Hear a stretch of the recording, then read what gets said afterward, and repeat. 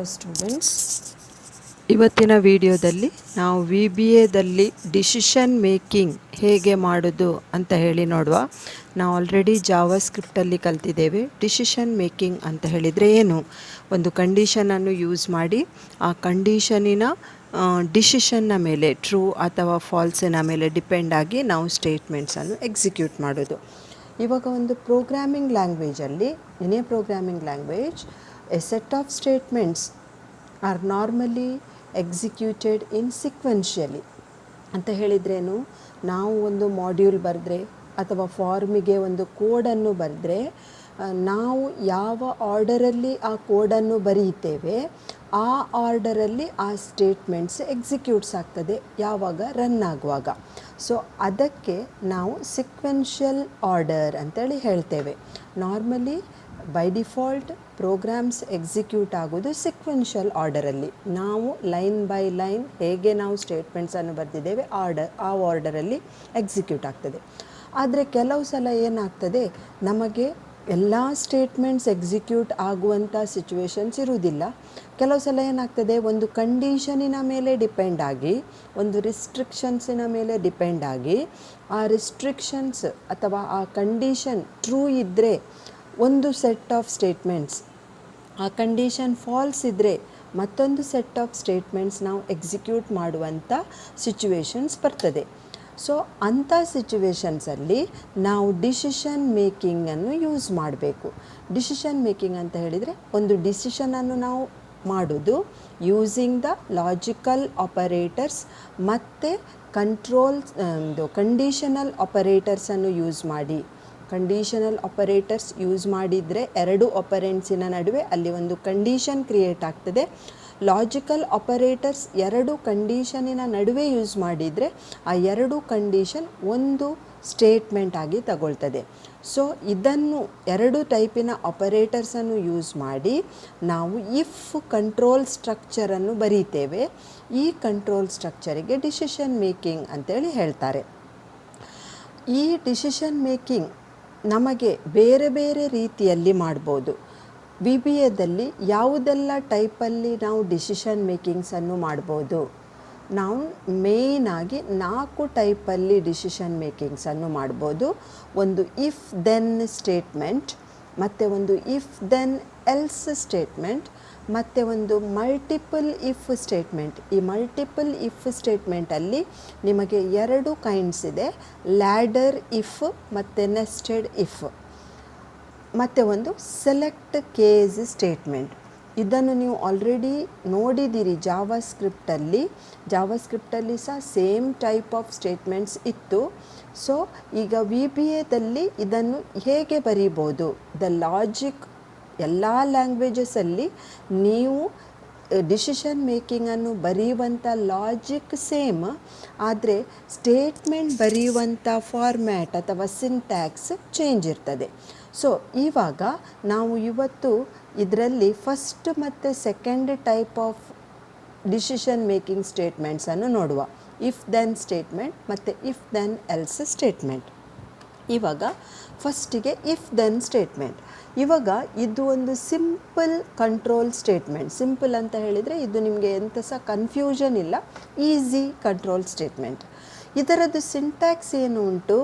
If ಇದು keyword, ಅದರ ನಡುವೆ ಅದರ ನೆಕ್ಸ್ಟ್ ನೀವು ಕಂಡೀಷನನ್ನು ಬರೀಬೇಕು. ಕಂಡೀಷನ್ ಹೇಗೆ ಬರೆಯುವುದು? ನಾವು ಒಂದು 2 ಆಪರೆಂಟ್ಸಿನ ನಡುವೆ ಒಂದು ರಿಲೇಷನಲ್ ಆಪರೇಟರ್ ಅಥವಾ ಕಂಡೀಷನಲ್ ಆಪರೇಟರ್ ಯೂಸ್ ಮಾಡಿದರೆ, less than, greater than 6 conditional operators ಇದೆ. ಸೊ ಆ 6 ಕಂಡೀಷನಲ್ ಆಪರೇಟರಲ್ಲಿ 2 ಆಪರೆಂಟ್ಸಿನ ನಡುವೆ ಯಾವುದಾದ್ರೂ ಒಂದು ರಿಲೇಷನಲ್ ಆಪರೇಟರ್ ಯೂಸ್ ಮಾಡಿದರೆ ಅದು ಕಂಡೀಷನ್ ಫಾರ್ಮ್ ಮಾಡ್ತದೆ. ಸೊ ಆ ಕಂಡೀಷನನ್ನು ಇಲ್ಲಿ ಬರೆಯುವುದು. ದೆನ್ ನೋಡಿ, ಇದೊಂದು ಎಕ್ಸ್ಟ್ರಾ. ಸಪೋಸ್ ದೆನ್ ಅಂತ ಹೇಳಿದರೆ ಇಫ್ ಈ ಕಂಡೀಷನ್ ಟ್ರೂ ಇದ್ದರೆ ಅಂತ ಹೇಳಿದಾಗೆ ಆಗ್ತದೆ. ಅದಕ್ಕೆ ನಾವು ದೆನ್ ಅಂತ ಕೊಡೋದು. ಸೊ ಇಲ್ಲಿ ನೀವು ದೆನ್ ಕೀವರ್ಡ್ ಯೂಸ್ ಮಾಡಬೇಕು, ಬರೀಬೇಕು.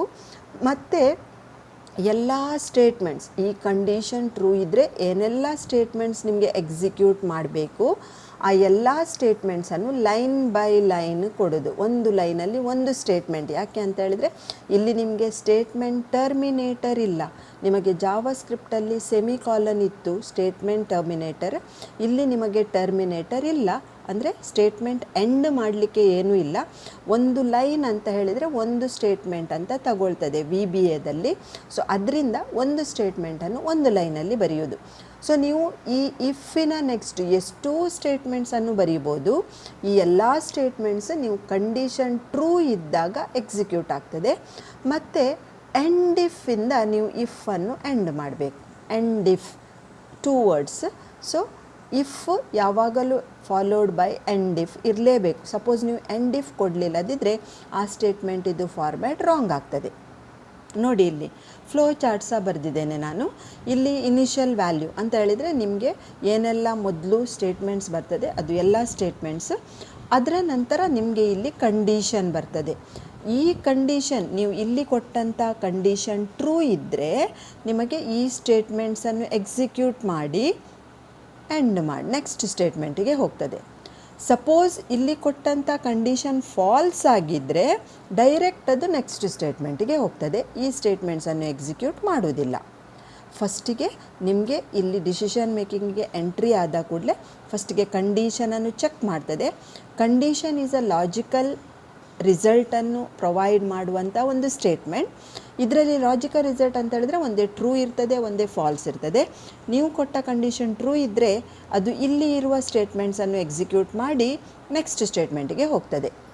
ನೆಕ್ಸ್ಟ್ ಸ್ಟೇಟ್ಮೆಂಟ್ ಅಂದರೆ ಎಂಡ್ ಇಫಿನ ನೆಕ್ಸ್ಟ್ ಸ್ಟೇಟ್ಮೆಂಟ್.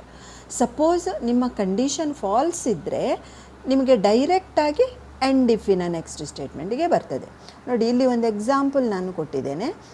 ಏಜಿನ ಮೇಲೆ ಡಿಪೆಂಡ್ ಆಗಿ if age is a variable, ಅದರಲ್ಲಿ ಒಂದು number type of data store ಆಗಿ ಇರ್ತದೆ. ಏಜ್ ಲೆಸ್ ದ್ಯಾನ್ 18 ಇದ್ದರೆ ನೀವು ಇನ್ಪುಟ್ ಮಾಡಿದ ಏಜ್ ವೇರಿಯಬಲಲ್ಲಿ ಇರುವಂಥ ವ್ಯಾಲ್ಯೂ 18ಗಿಂತ ಕಡಿಮೆ ಇದ್ದರೆ ಮಾತ್ರ ನಿಮಗೆ ಇದನ್ನು ಪ್ರಿಂಟ್ ಮಾಡ್ತದೆ, ನಾಟ್ ಎಲಿಜಿಬಲ್ ಅಂತ.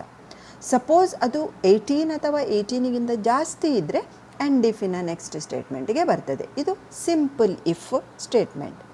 ಅದೇ ರೀತಿ ನಾವು ಇಫ್ ದೆನ್ ಎಲ್ಸ್ ಸ್ಟೇಟ್ಮೆಂಟ್ ನೋಡುವ. Next if then else statement. When an action has to be taken if the condition returns true and another action if the condition is false. ನಮಗೆ ಎರಡು set of statement execute ಮಾಡಬೇಕು. ಆ ಎರಡು set of statement ಯಾವಾಗ execute ಮಾಡಬೇಕು? ಒಂದು set of statement ನೀವು ಕೊಟ್ಟಂಥ ಕಂಡೀಷನ್ ಟ್ರೂ ಇದ್ದಾಗ ಎಕ್ಸಿಕ್ಯೂಟ್ ಮಾಡ್ತದೆ. ಮತ್ತೊಂದು ಸೆಟ್ ಆಫ್ ಸ್ಟೇಟ್ಮೆಂಟ್ ನೀವು ಕೊಟ್ಟಂಥ ಕಂಡೀಷನ್ ಫಾಲ್ಸ್ ಇದ್ದಾಗ ಎಕ್ಸಿಕ್ಯೂಟ್ ಮಾಡ್ತದೆ.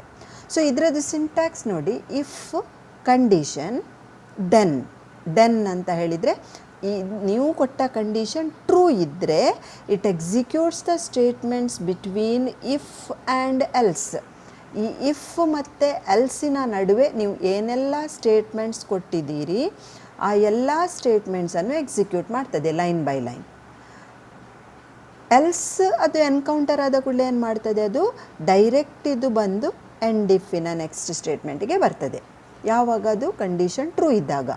ಕಂಡೀಷನ್ ಟ್ರೂ ಇದ್ದಾಗ ಈ ಇಫ್ ಮತ್ತು ಎಲ್ಸಿನ ನಡುವೆ ಏನೆಲ್ಲ ಕೋಡ್ ಇದೆ ಅದನ್ನು ಎಕ್ಸಿಕ್ಯೂಟ್ ಮಾಡಿ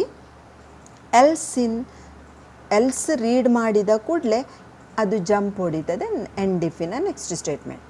ಸಪೋಸ್ ನೀವು ಕೊಟ್ಟ ಕಂಡೀಷನ್ ಫಾಲ್ಸ್ ಇದ್ದರೆ ಅದು ಡೈರೆಕ್ಟ್ ಎಲ್ಸಿನ ನೆಕ್ಸ್ಟ್ ಸ್ಟೇಟ್ಮೆಂಟಿಗೆ ಬರ್ತದೆ.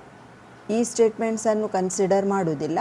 ಎಲ್ಸಿನ ನೆಕ್ಸ್ಟ್ ಏನು ಸ್ಟೇಟ್ಮೆಂಟ್ಸ್ ಇದೆ ಇಲ್ಲಿ ಇರುವಂಥ ಸ್ಟೇಟ್ಮೆಂಟ್ಸ್ ಎಕ್ಸಿಕ್ಯೂಟ್ ಮಾಡ್ತದೆ. ಎಲ್ಲಿವರೆಗೆ? ಎಂಡ್ ಇಫ್ವರೆಗೆ. ಎಂಡ್ ಇಫ್ ಎನ್ಕೌಂಟರ್ ಆದ ಕೂಡಲೇ ಅದು ನೆಕ್ಸ್ಟ್ ಸ್ಟೇಟ್ಮೆಂಟಿಗೆ ಹೋಗ್ತದೆ.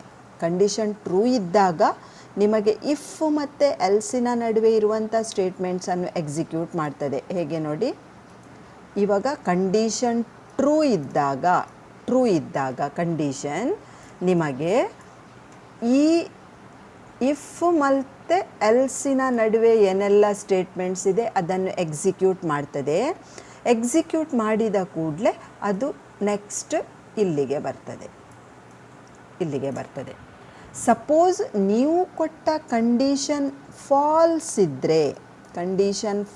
ಇದ್ದರೆ ನಿಮಗೆ ಇದು ಡೈರೆಕ್ಟ್ ಇಲ್ಲಿಗೆ ಬರ್ತದೆ. ಕಂಡೀಷನ್ ಫಾಲ್ಸ್ ಇದ್ದರೆ ಡೈರೆಕ್ಟ್ ಅದು ಇಲ್ಲಿಗೆ ಬರ್ತದೆ. ಇಲ್ಲಿ ಬಂದು ಇಲ್ಲಿ ಇರುವ ಸ್ಟೇಟ್ಮೆಂಟ್ಸನ್ನು ಎಕ್ಸಿಕ್ಯೂಟ್ ಮಾಡ್ತದೆ. ಎಲ್ಸ್ ಮತ್ತು ಆ್ಯಂಡ್ ಇಫಿನ ನಡುವೆ ಇರುವ ಸ್ಟೇಟ್ಮೆಂಟ್ಸನ್ನು ಎಕ್ಸಿಕ್ಯೂಟ್ ಮಾಡಿ ಡೈರೆಕ್ಟ್ ಅದು ಇಲ್ಲಿಗೆ ಬರ್ತದೆ. ಸೊ ಇಲ್ಲಿ ನೋಡಿ, ಫ್ಲೋ ಚಾರ್ಟ್ ನೋಡಿ, ಇಲ್ಲಿ ನಿಮಗೆ ಸ್ಟೇಟ್ಮೆಂಟ್ ಎಕ್ಸಿಕ್ಯೂಟ್ ಆಗ್ತದೆ. ಎಲ್ಲಿವರೆಗೆ? ನೆಕ್ಸ್ಟ್ ಸ್ಟೇಟ್ಮೆಂಟ್ ಇಲ್ಲಿ ಇಫ್ ಸ್ಟೇಟ್ಮೆಂಟ್ ಇದೆ.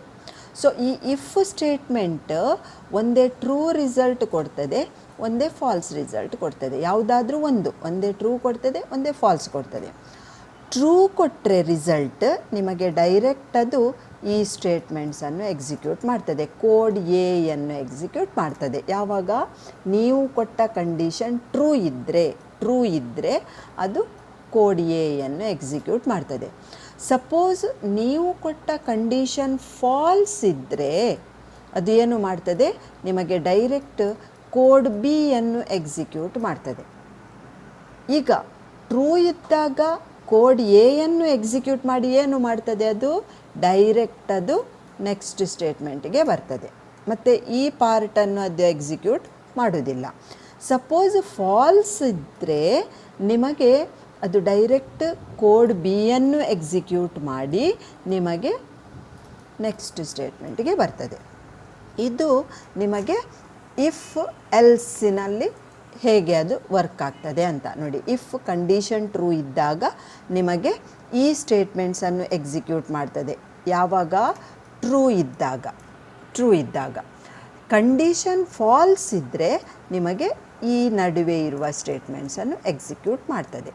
ಸೊ ಇಲ್ಲಿ ಎಕ್ಸಿಕ್ಯೂಟ್ ಮಾಡಿ ಎಂಡ್ ಆದ ಕೂಡಲೇ ಅದು ಏನು ಮಾಡ್ತದೆ? ಎಂಡ್ ಇಫ್ಗೆ ಬರ್ತದೆ.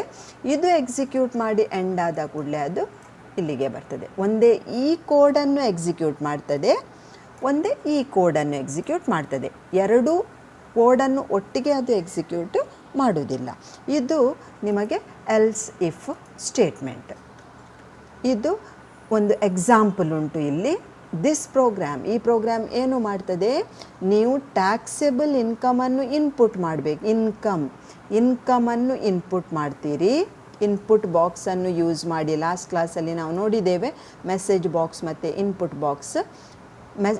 ಬಾಕ್ಸ್ ನಿಮ್ಮ ಹತ್ರ ಡಾಟಾವನ್ನು ಪ್ರಾಂಪ್ಟ್ ಮಾಡ್ತದೆ, ಕೇಳ್ತದೆ. ಎಂಟರ್ ಯುವರ್ ಟ್ಯಾಕ್ಸೆಬಲ್ ಇನ್ಕಮ್ ಅಂತ ಕೇಳ್ತದೆ. ನೀವು ಕೊಟ್ಟ ಇನ್ಕಮ್ ಅದು ಲೆಸ್ ದ್ಯಾನ್ 25,000 ಇದ್ದರೆ, ಇಫ್ ಇಟ್ ಈಸ್ ಟ್ರೂ, ನೀವು ಕೊಟ್ಟಂಥ ಇನ್ಕಮ್ 24,000 ಇದ್ದರೆ ಅದು ಏನು ಮಾಡ್ತದೆ? You need not pay the income ಅಂತ ಹೇಳಿ ನಿಮಗೆ ಮೆಸೇಜನ್ನು ಡಿಸ್ಪ್ಲೇ ಮಾಡ್ತದೆ. ಮೆಸೇಜ್ ಬಾಕ್ಸನ್ನು ಡಿಸ್ಪ್ಲೇ ಮಾಡ್ತದೆ. ಯು ಲೆಸ್ ದ್ಯಾನ್ 25,000 ಇದ್ದರೆ.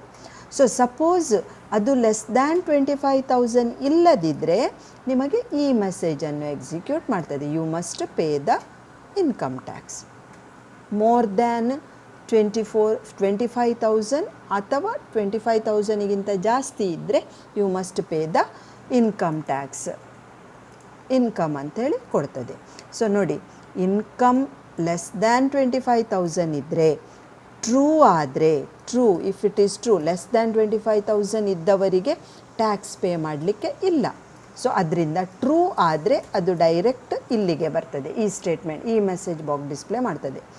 ಸಪೋಸ್ ಇಲ್ಲಿ ಕೊಟ್ಟಂಥ ಕಂಡೀಷನ್ ಫಾಲ್ಸ್ ಇದ್ದರೆ ನಿಮಗೆ ಡೈರೆಕ್ಟ್ ಅದು ಈ ಮೆಸೇಜನ್ನು ಡಿಸ್ಪ್ಲೇ ಮಾಡ್ತದೆ. ಈ ಮೆಸೇಜನ್ನು ಡಿಸ್ಪ್ಲೇ ಮಾಡೋದಿಲ್ಲ. ಟ್ರೂ ಇದ್ದಾಗ ಇದನ್ನು ಎಕ್ಸಿಕ್ಯೂಟ್ ಮಾಡಿ ಡೈರೆಕ್ಟ್ ಅದು ಇಲ್ಲಿಗೆ ಬರ್ತದೆ. ಎಂಡ್ ಮಾಡ್ತದೆ ಕೋಡನ್ನು. ಸಪೋಸ್ ಫಾಲ್ಸ್ ಇದ್ದಾಗ ಇದನ್ನು ಬಿಡ್ತದೆ, ಇದನ್ನು ಎಕ್ಸಿಕ್ಯೂಟ್ ಮಾಡಿ ಡೈರೆಕ್ಟ್ ಅದು ಎಂಡ್ ಸಬ್ಬಿಗೆ ಬರ್ತದೆ. ಸೊ ಇದು ನಿಮಗೆ ಎಲ್ಸ್ ಇಫ್. ಇದರಲ್ಲಿ ಇಫಲ್ಲಿ ಏನು ಮಾಡ್ತದೆ? ಟ್ರೂ ಇದ್ದರೆ ಮಾತ್ರ ಒಂದು ಸೆಟ್ ಆಫ್ ಸ್ಟೇಟ್ಮೆಂಟ್ಸನ್ನು ಎಕ್ಸಿಕ್ಯೂಟ್ ಮಾಡ್ತದೆ. ಟ್ರೂ ಇದ್ದರೆ ಇಲ್ಲಿ ಎಕ್ಸಿಕ್ಯೂಟ್ ಮಾಡಿ ಅದು ಡೈರೆಕ್ಟ್ ಇಲ್ಲಿಗೆ ಬರ್ತದೆ. ಫಾಲ್ಸ್ ಇದ್ದರೆ, ಇದು ಫಾಲ್ಸ್ ಆಗಿದ್ದರೆ ಡೈರೆಕ್ಟ್ ಅದು ಇದನ್ನು ಎಕ್ಸಿಕ್ಯೂಟ್ ಮಾಡದೆ ಡೈರೆಕ್ಟ್ ಎಂಡ್ ಇಫಿನ ನೆಕ್ಸ್ಟ್ ಸ್ಟೇಟ್ಮೆಂಟ್ಗೆ ಬರ್ತದೆ. ಇದು ಸಿಂಪಲ್ ಇಫಲ್ಲಿ. ಅದೇ ನಿಮಗೆ ಇಫ್ ದೆನ್ ಎಲ್ಸಲ್ಲಿ ಆದರೆ ನಿಮಗೆ ಏನು ಮಾಡ್ತದೆ? ಇಲ್ಲಿ ಈ ಕಂಡೀಷನ್ ಟ್ರೂ ಇದ್ದಾಗ ಟ್ರೂ ಇದ್ದರೆ ನಿಮಗೆ ಈ ಕೋಡನ್ನು ಎಕ್ಸಿಕ್ಯೂಟ್ ಮಾಡ್ತದೆ, ಫಾಲ್ಸ್ ಇದ್ದರೆ ನಿಮಗೆ ಈ ಕೋಡನ್ನು ಎಕ್ಸಿಕ್ಯೂಟ್ ಮಾಡ್ತದೆ. ಸೊ ಇದು ನಿಮಗೆ ಸಿಂಪಲ್ ಇಫ್ ದೆನ್ ಎಲ್ಸ್ ಇದ್ದು ಸ್ಟೇಟ್ಮೆಂಟ್. ಸೊ ಕರೆಕ್ಟಾಗಿ ಕಲೀರಿ. ಇದು ಎಕ್ಸಾಂಪಲನ್ನು ನೋಡಿ. ಮತ್ತು ನಾನು 2 ಪ್ರೋಗ್ರಾಮನ್ನು ಕೊಟ್ಟಿದ್ದೇನೆ, 3 ಪ್ರೋಗ್ರಾಮ್ಸನ್ನು ನಾನು ಕೊಟ್ಟಿದ್ದೇನೆ ಪ್ರಾಕ್ಟಿಕಲಲ್ಲಿ. ಅದನ್ನು ಕರೆಕ್ಟಾಗಿ ಅರ್ಥ ಮಾಡಿ. ಸೊ ಇಲ್ಲಿಗೆ ಇದು ವಿಡಿಯೋ ಮುಗೀತು. ನೆಕ್ಸ್ಟ್ ವಿಡಿಯೋದಲ್ಲಿ ನಾವು ಮಲ್ಟಿಪಲ್ ಇಫ್ ಸ್ಟೇಟ್ಮೆಂಟನ್ನು ನಾವು ನೋಡುವ ಹೇಗೆ ಅಂತ. ನಾವು ಇದು 2 ಈಗ ನೋಡಿದೆವು ಇದರಲ್ಲಿ, ಈ ವಿಡಿಯೋದಲ್ಲಿ. ಇಷ್ಟನ್ನು ನಾವು ನೆಕ್ಸ್ಟ್ ವಿಡಿಯೋದಲ್ಲಿ ನೋಡುವ. ಮಲ್ಟಿಪಲ್ ಇಫ್ ಸ್ಟೇಟ್ಮೆಂಟ್, ಅದೇ ರೀತಿ ಸೆಲೆಕ್ಟ್ ಕೇಸ್ ಸ್ಟೇಟ್ಮೆಂಟ್.